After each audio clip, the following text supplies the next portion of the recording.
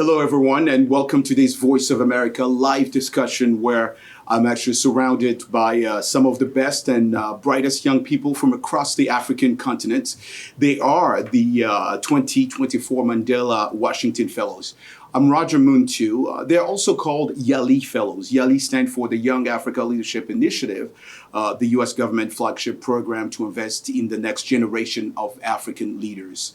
A significant count of these youthful leaders from diverse fields such as business, politics, and civil society has dedicated several weeks, as you guys been watching also here at Voice of America, to attending educational institutions across different states here in the U.S. This effort aims to cultivate the ability and networks, empowering them to become agent of positive transformation on the international platform. Now, documenting this journey and successes of Africa's new generation of young leaders is also part of our mission here at Voice of America. That's why we have here, the honor of having them, and that's why the reason why we're actually having this discussion. Now, the reason we're having this discussion is pretty much because we want to hear from you how this experience changed you, what you learned from each other, because we know you guys have been together for weeks. How do you see the future of your country, your continent, and how do you see your place in it? That's the most important part.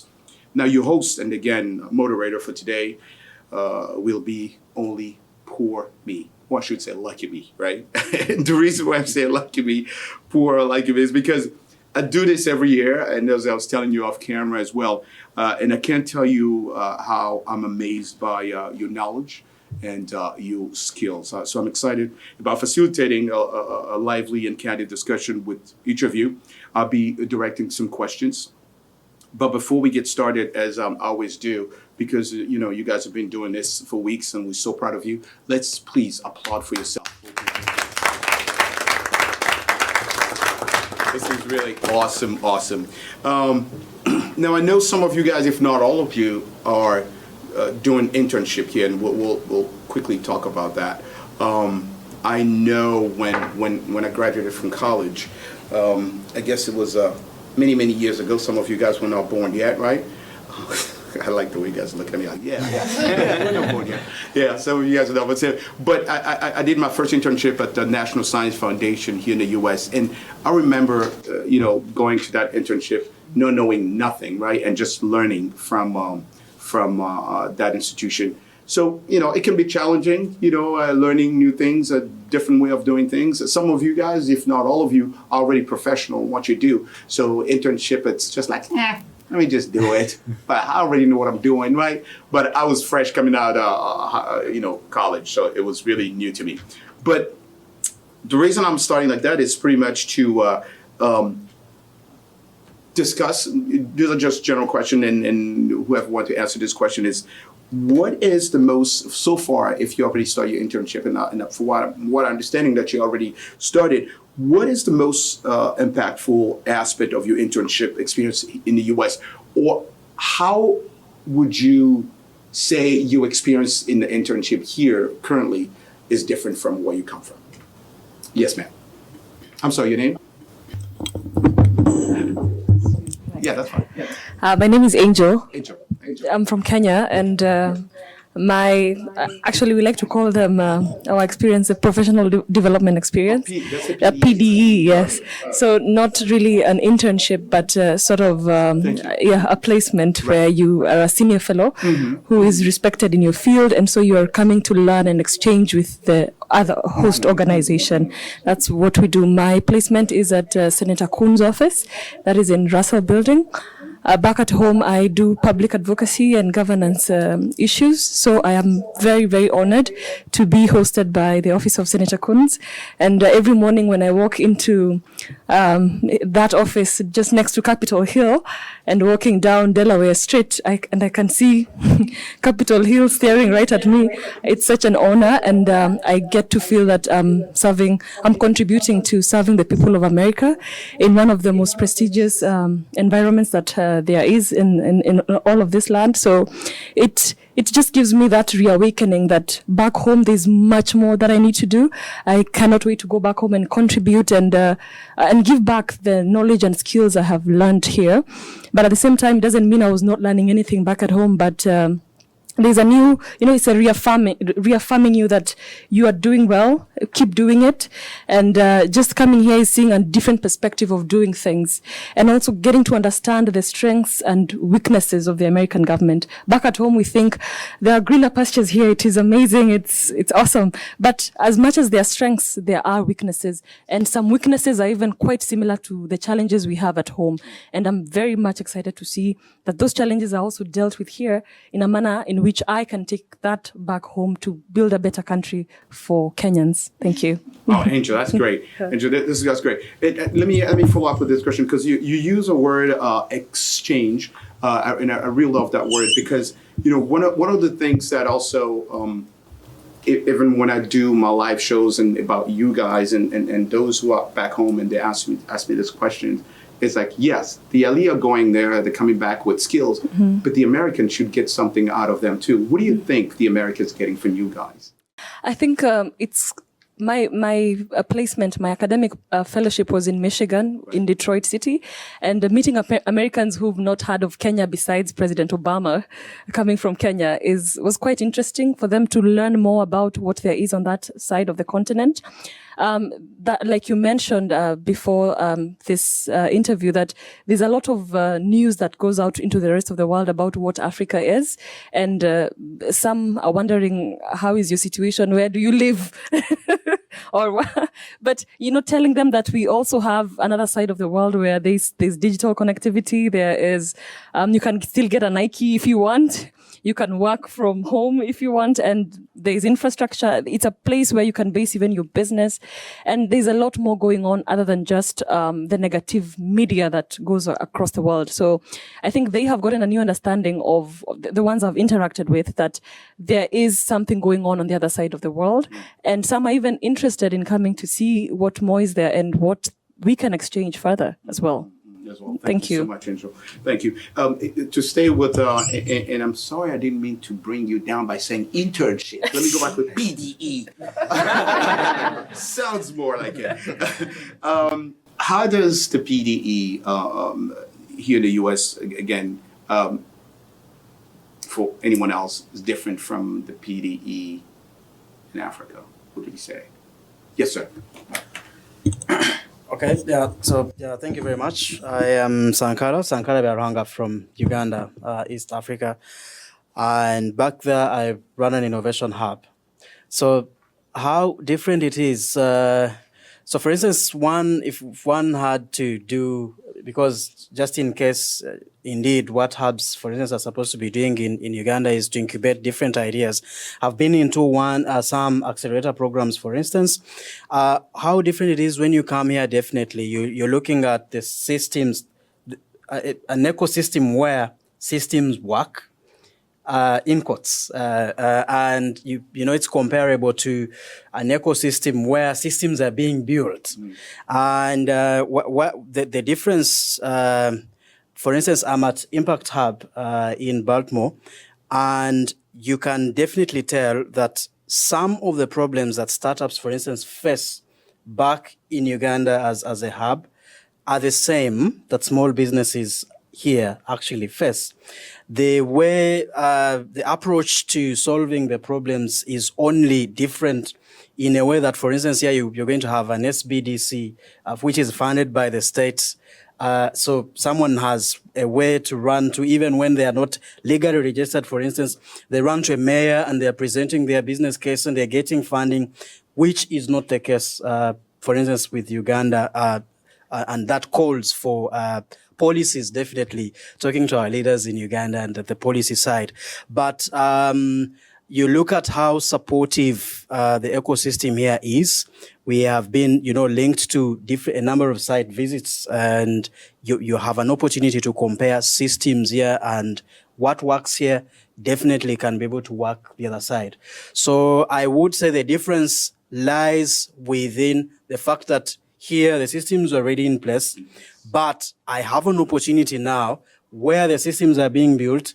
I have definitely what to add as a leader, which definitely makes a sense why we are doing the PD here in the United States. Yeah, thank you, Sankara. Sankara, let me also, because I know you're a community manager, right, Sankara? Yeah. And how's your role as a community manager at the, is that Innovation? Yeah, the Innovation Village. Exactly. Influence your approach to fostering innovation and entrepreneurship in Uganda?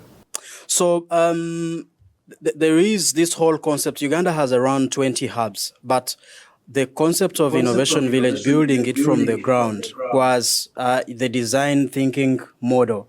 Empathy, build solutions with the people that you think are actually going to be needing those solutions. So part of my role, for instance, is to go to the rural areas. Now, for those of us watching, if you don't know any facts about Uganda, it's a very young country. 80% of its population are below 35.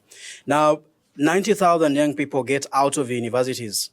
I'm only talking about those that have an opportunity to go to universities. Definitely, those will be exposed to innovation hubs that are, maybe capital city and urban areas. But how about a Sankara who is in a rural area that has not even gone to secondary school? So the Innovation Village model, and in terms of community building, is pull off that Sankara, because it is already sure that there are many Sankaras in Uganda. I'm talking about young people, population-wise. Understand their needs, give them that they need in terms of capacity building, capital, market access, build an ecosystem that also is inclusive. So ours was only answering the question of, can you champion inclusivity? The guy who is in Chitagwenda, in Kamwenge, that has no dreams of even getting to Kampala, can also benefit from an innovation ecosystem that will champion. For instance, if you say, I'm going to create this coffee here, Chitagwenda coffee, I need a platform that is going to support me and see this coffee in the USA running.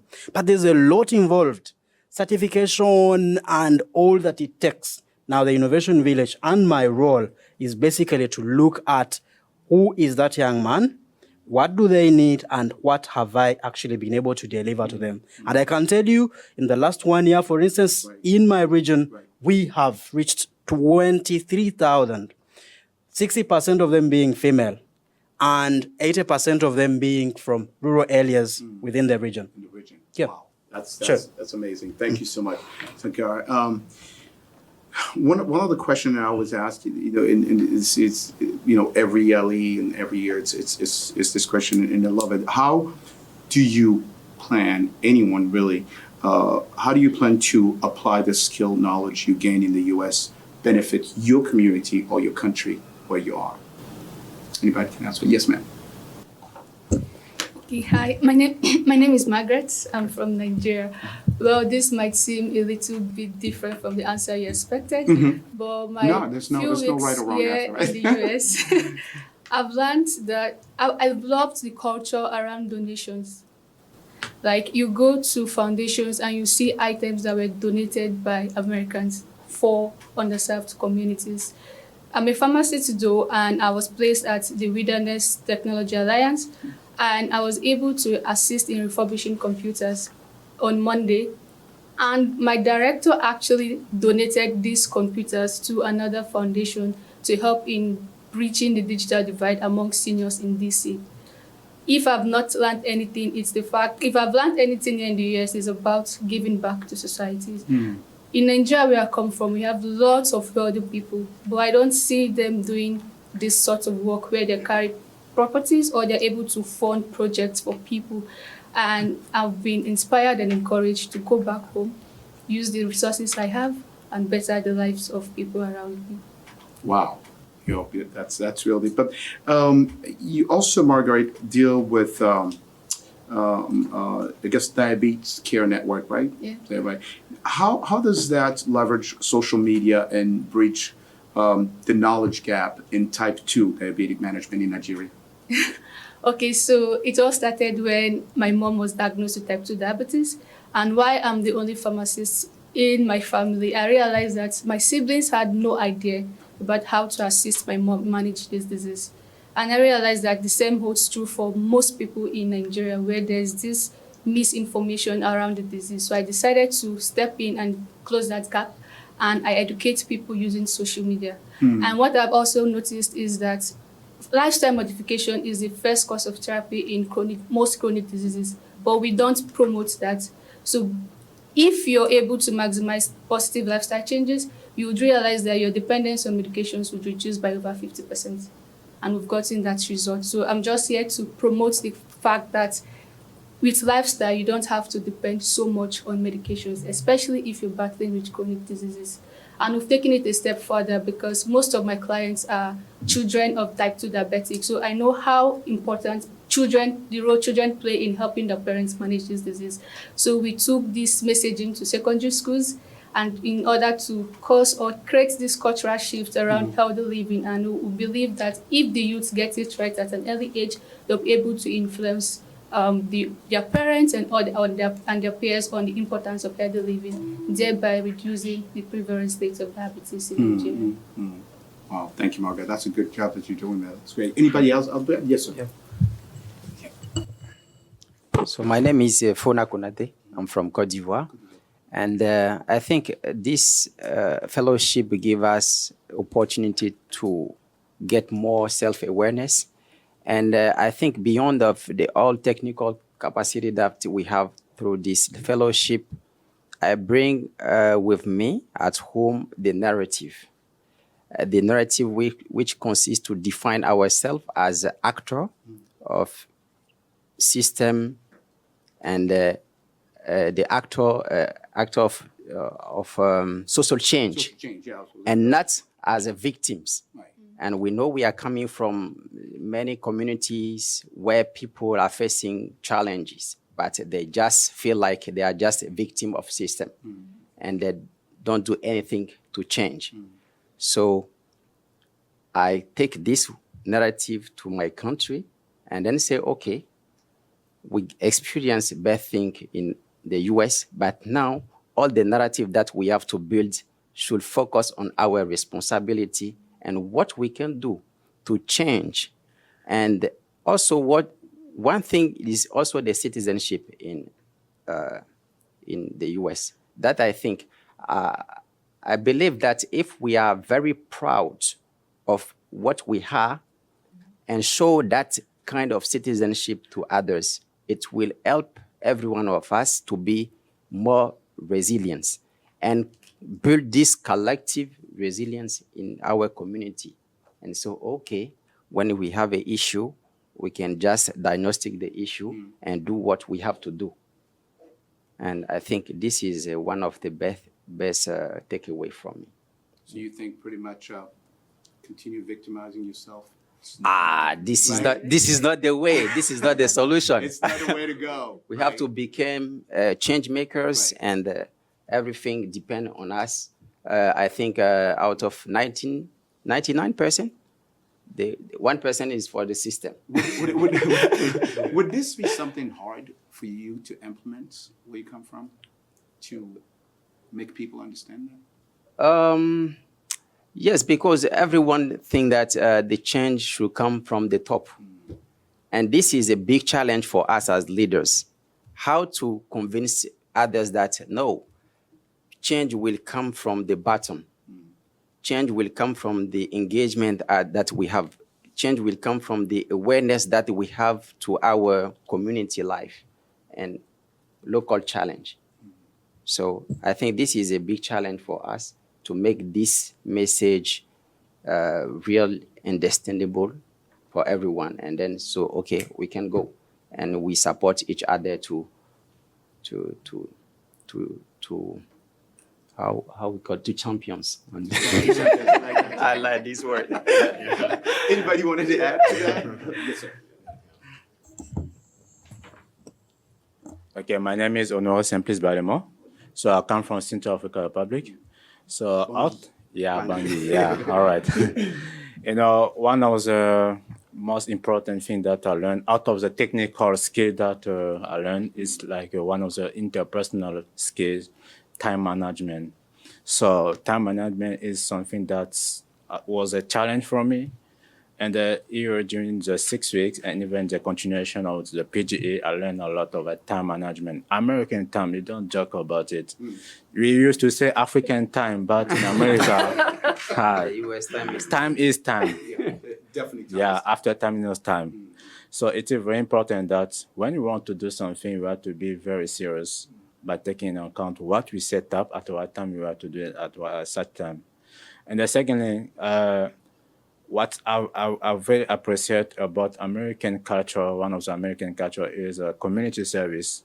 In our country, we expect just the country to give to us or others to give to us. But I learned about community service because we're supposed to take some time of you to invest in your community without, expecting Something back Yeah. in return.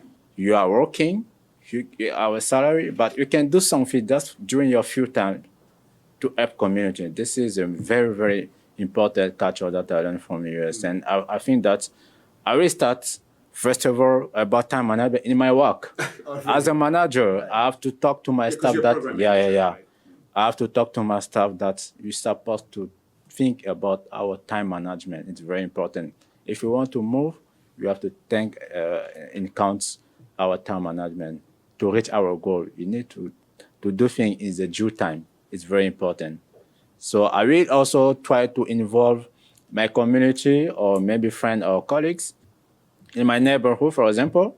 There are some issues in the neighborhood that we expect the government to do it. So this is a lesson learned that I can involve some people in my community to do something that we can give back to our community.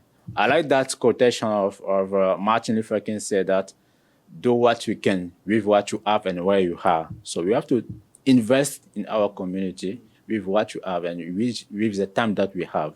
You see the Yeah. reason they call you leaders, Simples. This is why they call you leaders. But Simples, as you're also a program manager, right? Yeah.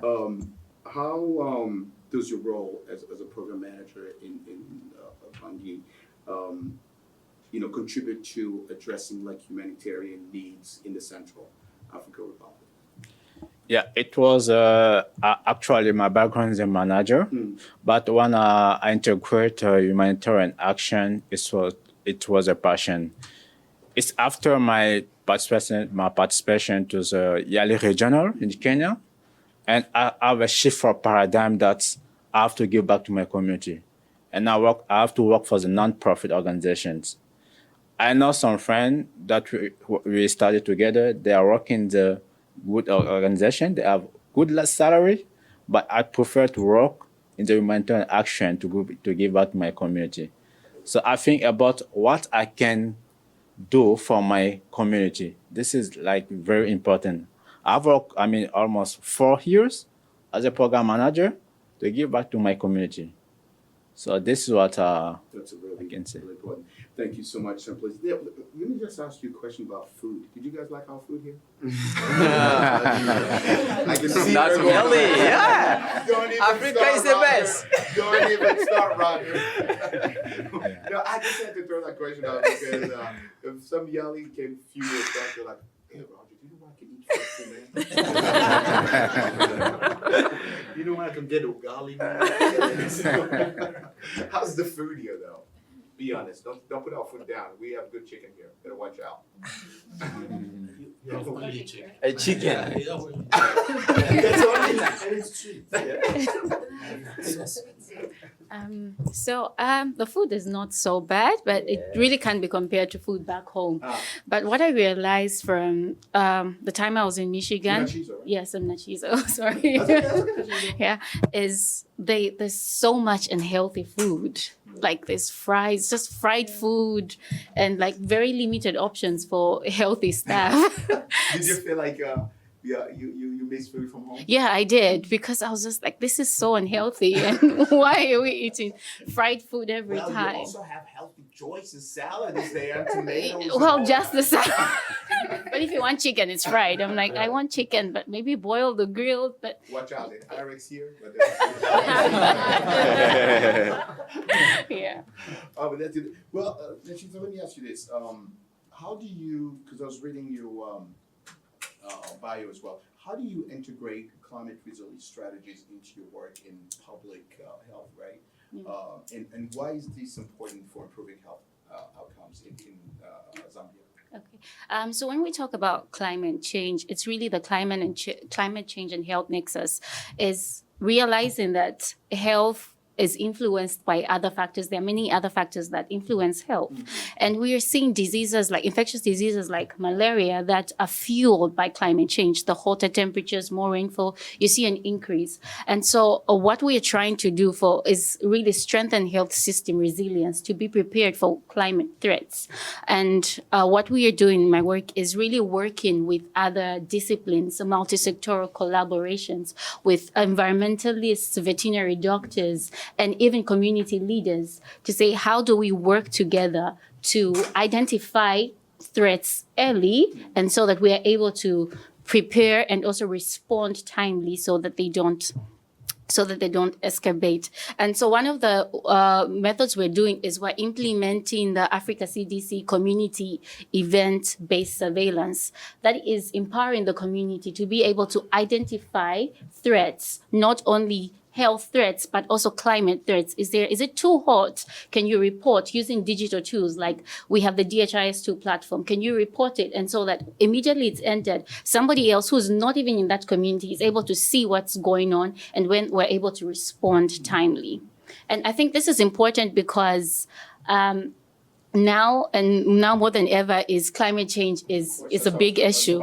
Yes. And so if we are to make progress to achieve our SDGs, the goals, it's really also trying to work together. And one of the SDGs is really partnership for the goals. So how do we work together? How do we form partnerships to achieve our goals?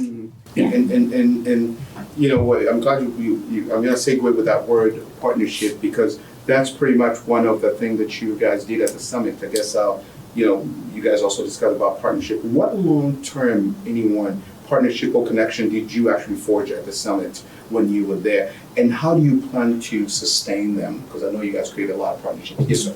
Yeah, thank you so much for having me. I am Jonathan Bekang from the DRC, and I'm working with District Department of Transportation. And yeah, that's a good question because before even coming here in the US, I had met with quite a few peeps here, and namely with Wilberforce, whom I strongly believe that we not only do we have so many things in common, but also in the project that I'm working on, and for the longer run, he is in with me, and we spent a few moments talking about it, and we're gonna sit and discuss more again and work about it. So, what this platform has given me is not only the feeling of you're not alone, but moreover the feeling of we can do it together, right? Exactly, we can do it together. Sitting here and listening to everyone's talking, I'm just like, oh yeah, you're not really alone. I was talking to my neighbor right here. Her name is Fanire. She's from Madagascar. And she was telling me she works with the communities and how to make it resilient. I'm like, did you just pick my thoughts? And I was with Fakri, and we talked about how to make our communities resilient in all the possibilities that is available for us. And listening to Sankara talking about how rural development can happen in just bringing about what can be possible with have, and listening to what Fona, who is my neighbor, was talking about, I was like, oh man, we really have those same things. Right. And those very opportunities for us to strive and for us to make a very big leap, not only for our countries, but moreover for the continent. And nurturing these thoughts into myself, first of all, and seeing how the yearly opportunity with the Mandela Washington Fellowship has been brought inside of me. I'm like, oh, this thing needs to happen. Right. And it needs to happen with us. It needs to happen with our leaders. It needs to happen, in fact, what we are, leaders, but who are we if we don't serve, right, as leaders? And who are we if we don't want to serve as well. But we are called to serve because our community needs us. Exactly. And that's what I got, Jonathan, when I was talking to the Yali. I was at the summit as well, and I was interviewing people on the side. Yep. And that's what I kept getting. It's like most of those Yali participants are saying how it's really advantageous for them to come and meet other leaders from other countries in Africa. Exactly. And create that connection, because sometimes in Africa, you know, each country is operating separately. While you have a leader in Angola that can help a leader in Ethiopia, that can help a leader in Nigeria, and that connection can make But Jonathan, I know you're going to continue. Let me ask you this question, because I know you have a lot of experience in both public and private sector, right? Yes. Now, exactly. how does that experience, you know, in both of those areas, inform your approach in developing infrastructure in rural area in the DRC? Well, this is wonderful. This is a great question. We all know that a place can only be developed via the public infrastructures. And you don't really get the most out of the development if there's no roads, first of all, because you need to exchange, and in exchanging, you're doing business. A place is getting something, and another is also giving. And not only do you have business exchanges, commercial, you also have cultural exchange. What's happening in Africa right now? We have wars. Maybe because we don't have enough connections between the communities. So those ones feel ostracized, and they don't really feel they're part of this whole region or this whole thing. So they're like, well, you know what? Those guys have what we have. What we do not have, and we need to have it. So which easy way is it for them to kind of get it? We will, right? But how about we sit down and we develop these infrastructures together, and we ease out the way for exchanges, all the commercial exchanges and cultural ones as well. I was just reading one of my, I'll call him Big Brother,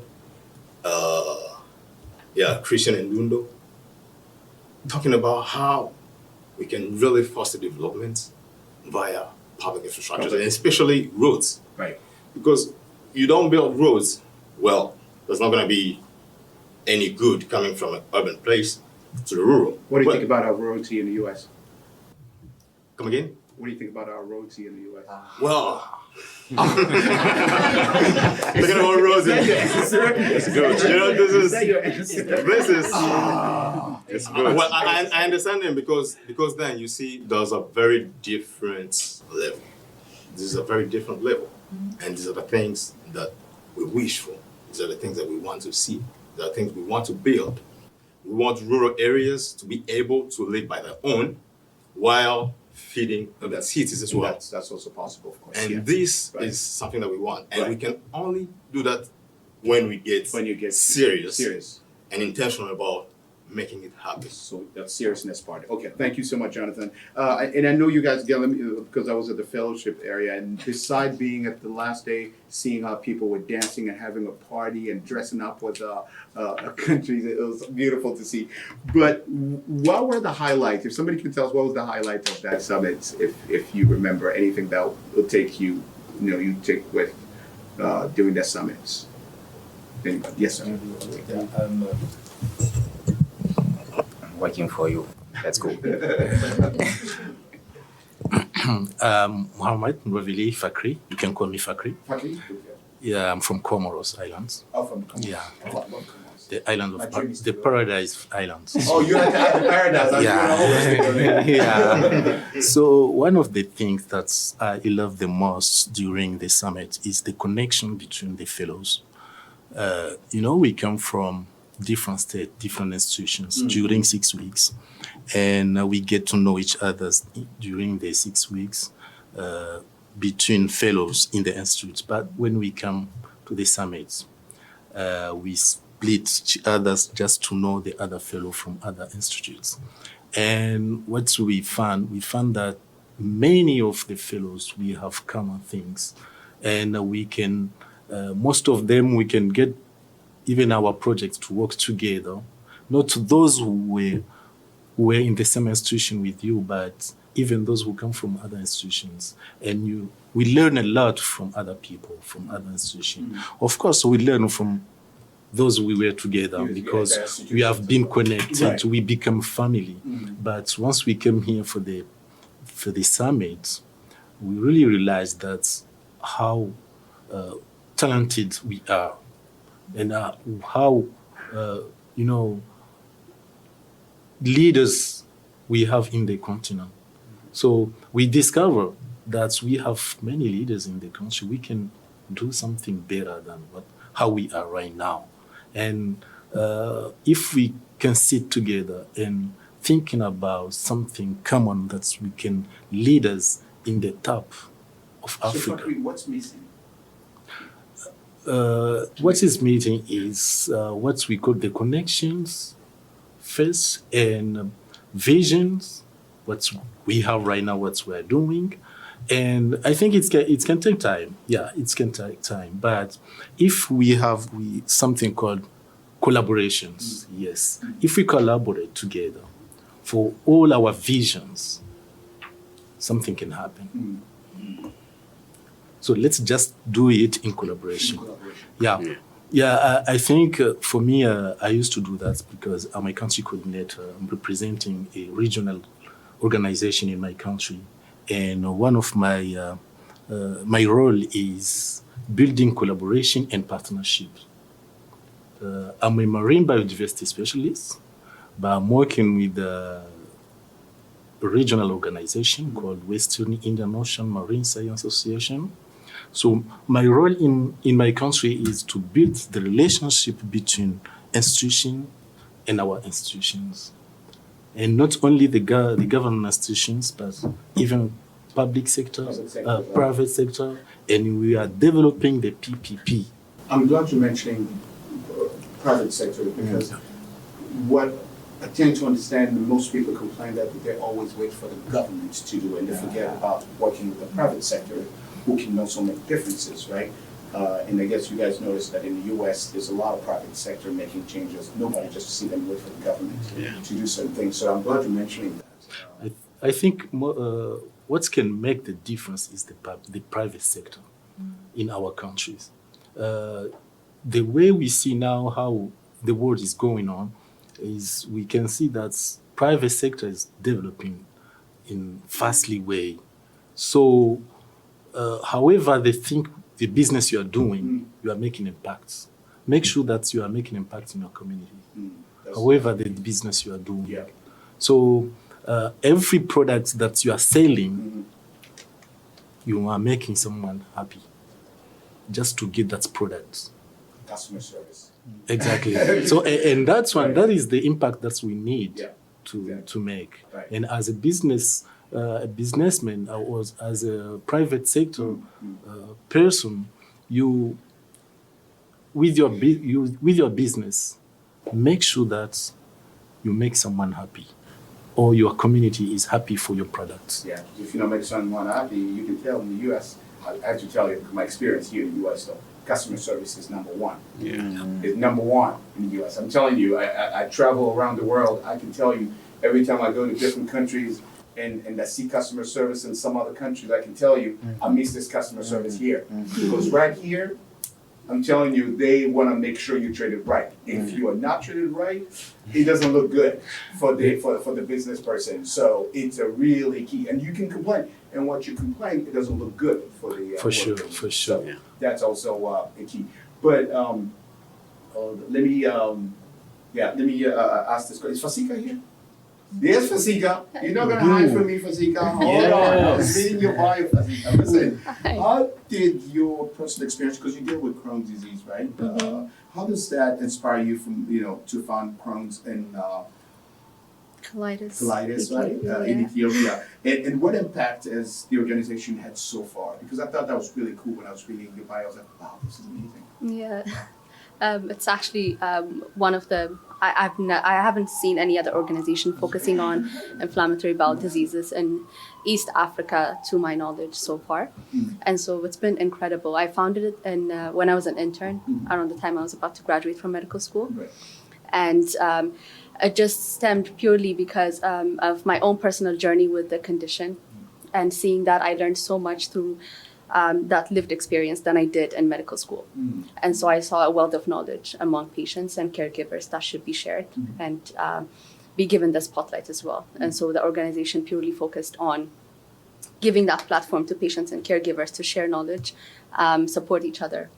And it's a really vibrant community now. It's on, we have a couple of social media, virtual support groups where patients support each other and finding medications, telling them their experiences with certain hospitals, and giving recommendations to each other and giving support. And we've had really great feedback. This is awesome. Yeah. Good feedback. Do you think whatever you learned here might also help in that fight of yours? Sorry, come again. Does that going to help with whatever you learned for the past few weeks here? That's going to help you on that? Yes, it does, because I have actually branched out of just the IBD sector to cover other chronic conditions as well, because other patients living with other chronic conditions have been approaching me saying they want to help me, they want me to create the same support groups for other conditions as well. But since I didn't have any personal experience with that, I wouldn't know how to moderate.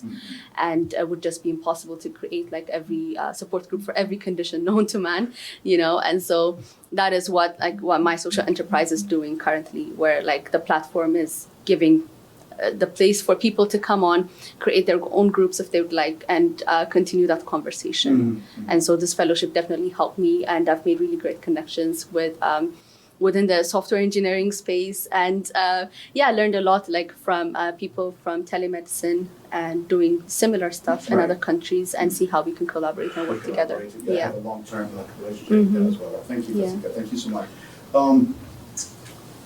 Another just break question. What do you guys, and I know it's just too much that you guys have to learn in a few weeks. You had to deal with some, I know some of you guys met some big people, governors this, governor that, and chief of police, whatever, people that I don't even get a chance to meet in my life. But even the local people, what do you guys think about Americans, really? What's the experience you had on Americans? When you meet Americans, what do you feel about them? Is this what you expected? Because the reason I'm asking, you have to be honest, people are like, oh my God, he was just like in the movies. I'm like, oh, yes, sir. Okay. Okay, sorry. I'm Lompo Miemba. I'm from Burkina Faso. Yes, so in Africa, we used to think Americans are so, selfish. And I used to think like that. Yeah, so I need to be honest. Right, of course, yes. to be honest. But when I came here, I realized that, this is not true. They love sharing, and they love, foreigners. They give a lot. I remember once I got, lost, and then I didn't know how to. I didn't have my phone with me, and then I just asked someone in Africa. They helped me to go back to my university, and I was like, that's not what I used to think. So I think Americans are nice, they love sharing, and it's different from what I used to think. You used to think. Yeah. I think you wanted to add something now, right? Yes. My name is Kiros Tamponou from Côte d'Ivoire. American people are very open-minded and have also a perspective of excellence in each thing that they do. It is something that I want to develop in myself, because if an American wants to do something, he wants to do the best thing. And this is what I have reminded from American, and it is a very real great thing. Also, their open minds. I really love it. You love the open mind. Do you do art? Yes. I knew it. Okay, so listen, how do you integrate art into your work to address social issues, right? And promote human rights and diversity? Because I think that's what has something to do with art as well. I used to say that my whole life is about art, because That's deep. Sounds like a title. if I think about something, I think on an artistic way to present it very beautifully. And if each person here think on an artistic way to present things very beautifully, I think the words will become immediately very beautiful. And it's something that I use to promote in my work in the different organizations in which I work, to use art to raise awareness and use art to promote diversity, because diversity for me is the key of the wealth. And if people promote diversity, we'll also gain more opinions, more sensitivity of the life, and it will be great for the world to create a space where each people feels at home and ready to build the world up. Wow, I don't even have another question. Thank you. But when I came to this country, I guess I was 16, and when I landed at the airport, and I was living in New York City, where I spent most of my life. Everything seems so big in this place. Everything. I don't know if the impression you guys had, but everything. Even the taxi that took me to my hotel, I'm like, whoa, this is like a boat. I mean, back then we had those big ones in Baja and stuff. It was really huge. So that's the reason why I wanted to know how you guys also feel about the culture, about the Americans, and because I mean, the few weeks that you guys stay here, it's enough for you guys, especially those. I know some of you guys probably come here and go back, but those are the first time. It's a really good time to really experience Americans, because here we say, well, in the IT, I'm also an IT major, we call it WYSIWYG. WYSIWYG is what you see is what you get, right? That's the US, that's the Americans. So wherever you see them, that's who they are. If they're nice to you, they're nice to you. If they're mean to you, they're mean to you. They don't go around. So whatever you experience, that's who they are, right? So anybody wanted to add to that? Thought somebody wanted to add. Oh yeah, I wanted to add. I was surprised by the hospitality of the American people. I think we had, during our institute sessions, we had family dinners where we would go to different American homes and have dinner with them and share. And I found that very welcoming, very warm, and the deliberateness to just know your neighbor, to network, and to share about what you do. Someone else is interested in what you could be doing. And then I also had an opportunity to speak at the Detroit City Council. So I had an opportunity to speak to the leadership and Americans who are just regular, normal Americans who've never seen a Kenyan maybe in their life, and they were so open to listening, and they were at the edges of their seats just to understand, where is this person coming from? What is this funny accent? What are they trying to say? And, you know, that interest in wanting to know what is out there on the other side of the world is big. And the day they'll discover Africa, I think we're going to have a problem on the other side of the continent, guys. Wow. Because I think, you guys will come and I think Americans do not know what exactly is in Africa. There's a lot of marketing we still need to do. Even just to visit and see what's out there is something Americans have not been able to do. Whether maybe it's expensive, or I don't know the regulations around it. I don't know what stops you guys from coming, but I think we need to. Yeah, you need to open up more. I was in Kenya. I went to work for VOA. Wonderful. That was my first time there. Oh. I love the country. I love it. I love everything in Kenya. Yeah. So you're welcome to Africa. Thank you. Thank you so much. Yes, sir. Yes, my name is Kali. From Angola. Yes. I think I'm not enough, né? Kali, I know how to say la festa está bonita. Okay, it's like this party is really great. Yes. Right. One thing I came to understand about Americans' culture and how they were welcoming us, it's like, for example, you ask something from them, not only they give you what you have, but they even say, have you ever think of this? You see, they go a step forward towards what you ask. For example, I've been doing my focus project with in Austin, Texas. We were working on one project. It's hard over there. Yes, right? Harder than Angola, right? Harder than Angola, yes. So Chibin came up with the ideas on how we can transmit that information using podcasting. So every place I went to, there was another addition. Even where I'm doing my PDE, they were saying, Kali, why can you include all these kind of arrangements in your project? I think this would be more impactful. So we came to understand that not only that we have that mindset of say Americans are maybe rough and not so friendly, but we could say that the people were so social and very welcoming. Yeah, great people to make business with. Kali, was that what you're expecting from Americans, or you didn't? Not really, but there was one thing that triggered me is like one-on-one thing. The only challenge I'd find here is the accent. When African Americans speak. I mean, that's another thing about you. I'm sorry, Kali, to interrupt you. You all speak beautiful English. Really? I came into this country, I didn't even know how to ask for food. I come from a francophone place. Well, Nigerians, Anglophone, and Kenyan.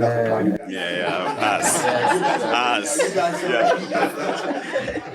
We struggle. We are the people, Yes. We are the underdog here. Yes. I find challenges even with my co-hosts there. I mean, at our apartments, when they speak, what do you say? Come again? When I say that last time we went to visit one of the stores with Lompo. Lompo. Yeah. In the store, I was like saying, where is the fitting robe? And the lady was like asking me 3 times, rephrasing it. She could not even understand anything I was saying. But even how she was speaking, I had to ask someone, what is he saying? So I was like finding difficulties with maybe slang on how they Yeah, very fast. But Kali, let me get back to you. You do Kujo Take Lab, Yes. right? How does that transforming STEM education in underserved communities in Angola, and what challenges do you have, or you face in this mission? Okay, STEM education in Angola, especially, is something quite new for us because we want to make an impact in the quality of education. So what we intend to do is we want to work with the young youths of 7 to 14. Right. Because we believe that these are people who can quickly understand and they can have whatever you teach to a young child is starting to stick to the head. I mean, just won't go more than that. So we chose that age group to start with so that they can do this. We want to implement this project as an extracurricular activity in schools, both public and private. The challenge we find is the support. So the other things we tried to do was like partnering with the government, the Ministry of Education, and other business institutions, those who are willing to give an impact to the society, to our communities. So the challenge really is the technology itself and its infrastructure or labs, academy that give this kind of services. Yeah, especially robotics, programming, machine learning. So these are quite new concepts in our areas, especially in the underserved communities. Sometimes when you talk about this, they'll say, no, this thing will just destroy the world and maybe it's transforming everything. So these are the quite a things that we are really finding as a challenge in our field. In your field. Christina, maybe my question to you is, and I know you also work with, that's the German technology? Yeah, that's correct. Yes, okay. That bridges the IT service gap for business in South Africa. How does your work that actually bridges that? Okay, so my name is Christiana Onoja from Nigeria, and I'm the co-founder of Jemma Technologies. And what we do is provide service delivery solutions to businesses across different sectors in Nigeria and across different countries in Africa.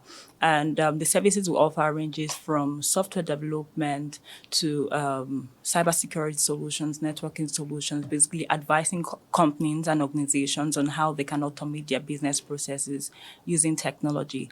And why we're focusing on doing this and bridging that gap is the fact that there's also a high rise in expats leaving the countries, the various countries. So, and also the high rise in the various technologies that we have coming up from time to time. And it means that businesses will have to incur costs to be able to have these experts in-house or even invest in setting up these solutions to be optimal in terms of technology in-house. So we come in to bridge that gap by having necessary skill set. We have experts in-house that we can deploy in those organizations to help set up the solutions. And we also have experts and a large knowledge base where we go in to deploy these solutions as services, not as the full-blown infrastructure, where companies do not have to pay the cost of setting up, say, like a like $100,000 to set up an infrastructure. With as a service, you reduce that cost of that upfront setup and paying just a little cost to still have that solution in place and also having the best solution. So that's basically what we do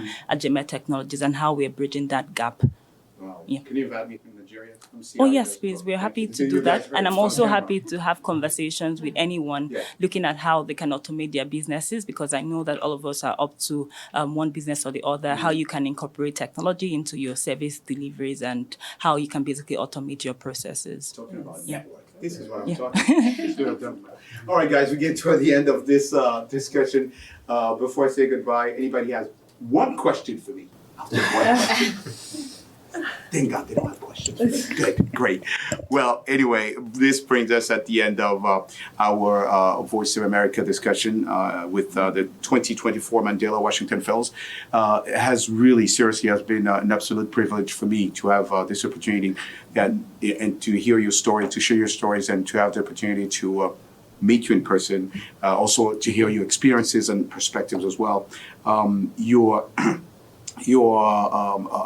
journey here as a Mandela's Washington Fellows are truly inspiring, for every single one of you, because, when they brought on my table your bio, I was just like, oh my God, this can be like a whole year of shows. We can do a lot with this. So thank you so much. As you're getting ready to, I don't know if some of you guys are staying, some are already going home. We might not even see each other, but whatever life takes you, remember this. You are, as I was saying at the beginning of this discussion, you are definitely the promise of our continent, Africa, that we love so dearly. And you are the generation of African the world has been waiting for. I'm not telling you anything new. You know that. So we wish you, the VOA, in the name of VOA and myself, we wish you the best. And we keep on watching what you guys are going to do, because you're alumni now, right? So we're watching what you guys are going to be doing.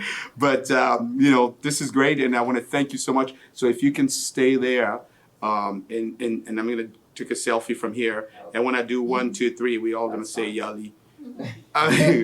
Right? All right. So let me do my selfie. There you go. All right, I can see everybody. 1, 2, 3. Yali! There you go. Thank you so much, guys. Thank you so much for the time. Again, my name is Roger Muntu. I'm going to share my card.